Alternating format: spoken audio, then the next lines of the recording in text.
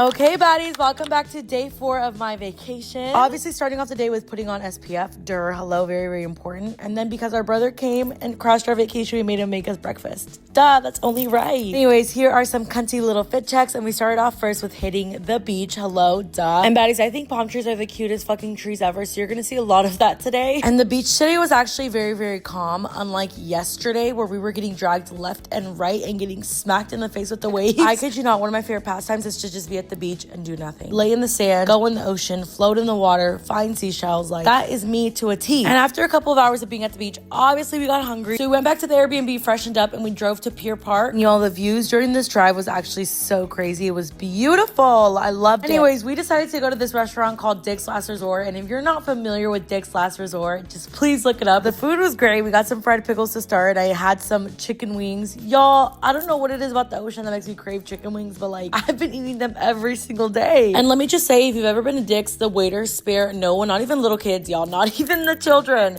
They spare nobody. And my brother, he had it the worst. I'm gonna be so honest. He had it the worst. And it was time for us to get our hats where they literally write things down that roasts you. And mine said, free sushi, just sniff. Excuse me? Look at my receipt. Dumb question fee. I was floored.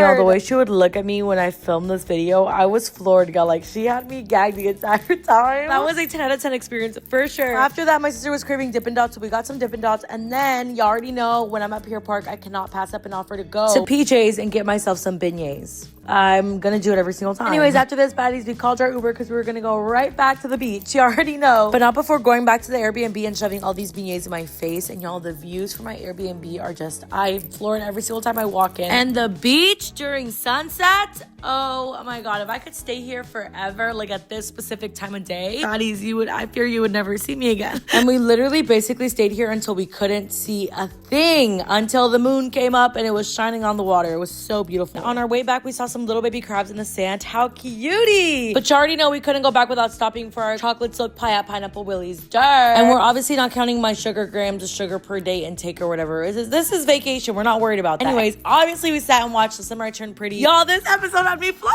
And we ate our chocolate silk pie. But that's literally it for day 4, and I'll see you buddies tomorrow for day 5.